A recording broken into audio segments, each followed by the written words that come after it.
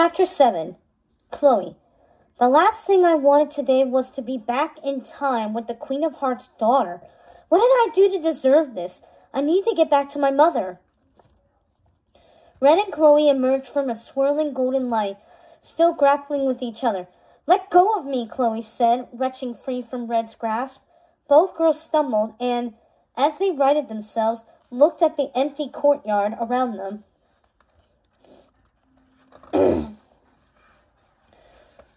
The queen and soldiers, the other families, all gone.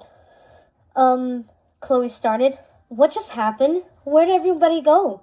Whoa, it works, Red said, looking at the pocket watch in her hands.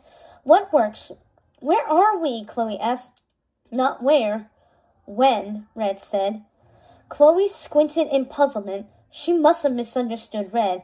A voice from across the courtyard drew their attention to a young fairy godmother sitting on a bench under a tree. At least, she looked a bit like fairy godmother. Bibbidi, boppity, Faith said, far less confident in her words than the older version of her had been moments earlier. In the future. Boom! Magic shot out of her wand and hit the schoolbook in Faye's lap. The book flew away from her and bounced farther into the courtyard. No, Faye said. I wanted to speed read, not for my reading to speed off. She grabbed her runaway book, stopping in front of Red and Chloe when she noticed them standing there. Hi, excuse me, Chloe said. Where'd everybody go? Who? Faye asked. All the royal families of Oradon. They were just here. What's Oradon? Faye asked. But before Chloe could respond, though, how did you answer a question like that? Faye's book leapt out of her arms once more. I gotta go catch my homework. She hurried away, leaving Chloe, deeply confused, to turn to Red. Everyone's heard of Oradon, and the only person who says bibbidi-bobbidi-boo is Fairy Godmother, Chloe said. Maybe she's not a godmother yet? Red wondered. What do you mean? Look around you. Fairy Godmother sucks at magic, and Oradon doesn't exist, which means... Red waited for Chloe to catch on, but she didn't. Really? I thought you were smart. We're back in time. Chloe shook her head, looking around. No. Wait. No. How? She asked. Red showed her the pocket watch. This is a time machine. Chloe couldn't believe it. You're joking, right? She asked. Does it look like I'm joking? Red asked, pointing to her deadpan face. Chloe eyed the watch. Why would you take us back in time? I didn't take you. You just grabbed your way in. And this is not what I had in mind. When Chloe just stood there with a questioning look on her face, Red continued. I just wanted to stop my mom. What about my mom? Chloe's question exploded out. You sentenced her to death. Maybe not my finest moment, admitted Red, but I'm going to fix it. How? I thought the watch would take me back a couple minutes so I could steal my mom's deck of cards. Red glanced around again. Not a couple of decades. Well, we need to go back and save my mom, said Chloe. No, said Red. The watch sent us to this time for a reason. Give me that, Chloe said, making a grab for the pocket watch. Red pulled it away with a disbelieving look. I don't need the help of some princess goody-two-shoes. I'll handle this myself, she said, taunting Chloe. Chloe tried to grab the pocket watch again, and Red tried to evade the attack. But this time, Chloe managed to snag the chain of the watch. Now, in close quarters, the girls tugged back and forth. Finally, Red yanked the watch free and fled. Chloe chased her through the courtyard, jumping over tables and sliding under benches. Give me that watch! You're out of your league, princess. Once Chloe had Red cornered between a column and the courtyard wall, she drew her sword. She pointed it dramatically at Red's chest in a checkmate move, but Red remained defiant and unfazed. What are you going to do now? Run me through and steal my watch? I think there's a word for that, actually. Starts with a V. Oh, right. Villain, Red said. Ignoring Red's words, Chloe abruptly lunged and skewered the loop of the pocket watch with the tip of her sword. Her father would have been so proud of the expert move. Chloe plucked the watch from Red and slung it into her palm. Red chased after Chloe and spun her around, and they went head to head. Red ran up a wall, kicking off the bricks to pluck a hanging flag from its base to use as a weapon. She landed and attacked Chloe, forcing her up some stairs as they fought.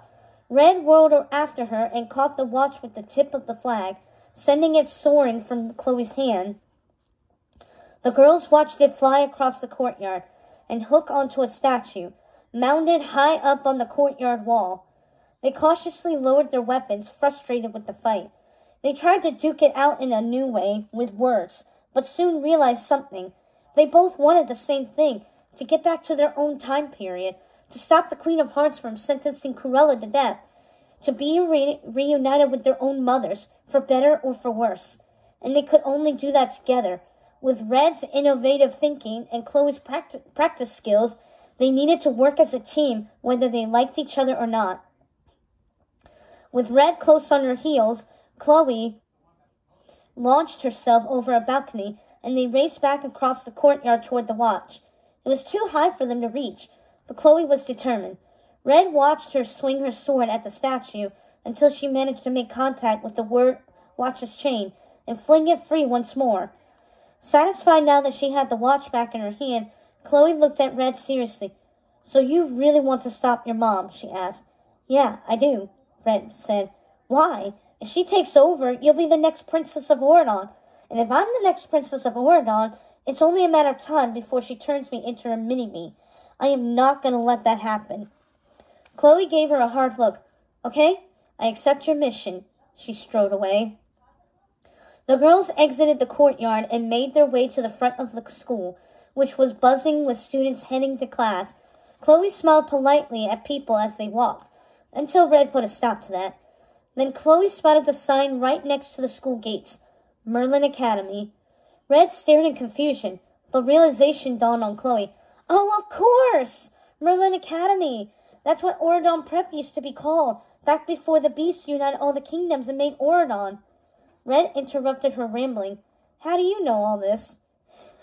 "I love history, don't you?" Chloe asked. Red's expression said it all. History had never been her thing. They continued into the school, wandered through the dorm building, and took it all in. Neither of them had gotten a proper tour of Oridon Prep before the Queen of Hearts ruined their chance. When they made it to the student lounge, both girls gaped. The room was beautiful, with high-vaulted ceilings and elaborate wall hangings. Luxurious armchairs and massive tables dotted the space, filled with students chatting and studying. Some were even practicing their magic. Sparks flew from magic wands in a corner of the lounge. "No way," Chloe said. She was looking at a poster announcing Castle Coming.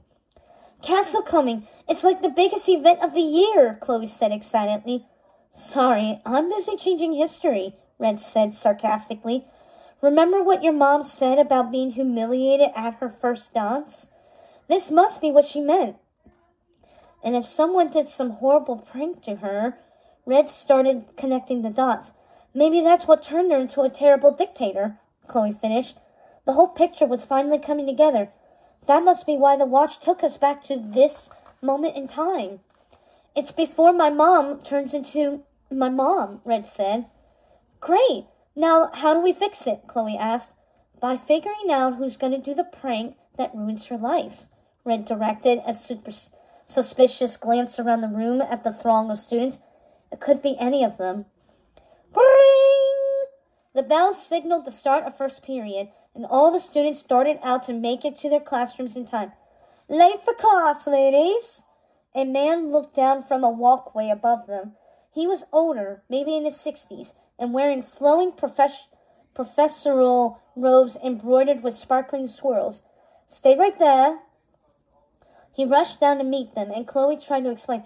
"Actually, we're not students. Well, we are, but we think we've been sent from another place," Red cut in, glaring at Chloe. "We're transfer students."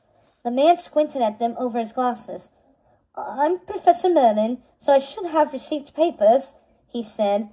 He opened his robe, then, searching for the paperwork in pockets full of a bewildering assortment of odd pages and scrolls. "Let's see." No, that's not. He tossed the papers aside and they magically vanished. Then he pulled out a burning candle. He vanished that next. Oh, my, that's not safe at all, he said. I'm sure it'll turn up eventually. Well, I'll find this academy to be an educational institution for all. He eyed Chloe and, more important, her sword. But you should know, we have a no-swords policy in the classroom. He waved his wand and Chloe's sword and scabbard disappeared in a flash of colorful light. She stared in amazement, delighted by his magic and only a little disappointed that he had stolen her sword. I transported it to the Stardust Room, which will be your dormitory. We'll settle you in after school, but first let's get you to class. I teach honors alchemy in my office. Right this way. He turned on his heel. Oh, sorry, right this way. Follow me. Merlin conducted a small tour for Red and Chloe as he led them to class. In particular, he pointed out the architectural features of the building. The marble of these archways was a gift from the kingdom of Camelot, and before you ask, behind him, the girls hung back to have their own private conversation. What was that? The Oridon Code of Conduct forbids lying, especially to teachers, Chloe said. Good thing this isn't Oridon yet, said Red. In front of them, Principal Merlin droned on. There are no swords in these stones. He was really making himself laugh. They followed Merlin into another hallway. Here we are. Where's that blaster key? He patted his robes before having an epiphany. Ah, he said, pulling a key out from behind his ear. He fitted it into the heavy wooden door, unlocked it, and led the two girls into what used to be, or what would be, Uma's office. This office was full of Merlin's magical objects and was set up as a lab with workstations, each laid out with an assortment of ingredients. Chloe and Red took it all in. They'd never been around that kind of magic before. All right, class, let's get started. We've got 2 new transfers here today, so let's at least pretend this is an honors class, Merlin said. His eyes scanned the room and lit up with inspiration as he chose 2 girls toward the back to assist his new transfers. Bridget and Ella, split up and help these 2 get sorted, won't you?